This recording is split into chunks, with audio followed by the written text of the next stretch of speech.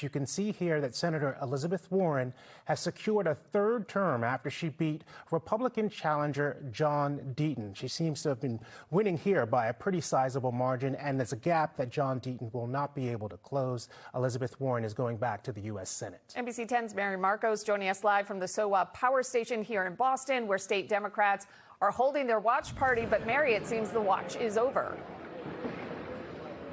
The watch seems to be wrapping up, JC. The senator did take the stage almost 2 hours ago now, and she did have an energetic crowd at that time. And in fact, the whole room really erupted several times as the results were rolling in. Voters here couldn't be happier to see Senator Warren as the projected winner, and they are hoping for an historic night for Vice President Kamala Harris. But when Warren took the stage, she told everyone to be patient because this is going to be a long night. She also talked about issues like education, reproductive freedom, and housing, and called for an end to the war in the Middle East. Here's a snippet of tonight's victory is possible only because of you.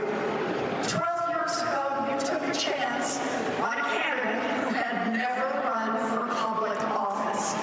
You sent me to Washington to fight for working people and middle-class families. Over those 12 years together, we have delivered big wins.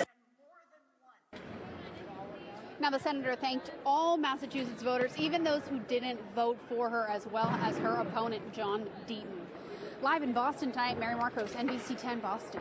All right, Mary, thank you. NBC 10's Bianca Beltran is over at John Deaton's election watch party. Bianca, Deaton knew this would be an uphill battle to unseat Warren. So how did his supporters handle the loss?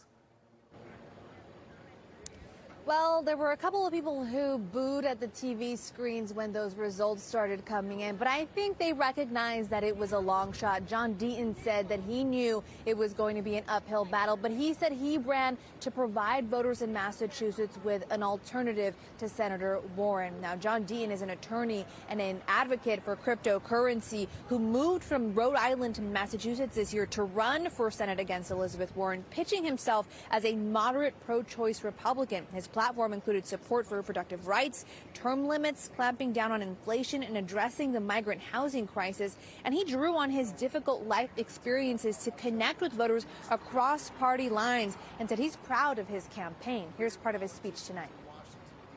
To run for U.S. Senate against one of the most entrenched Washington elites, one of the most powerful, influential voices in politics in Washington, and you stand on the debate stage and you at least hold your own.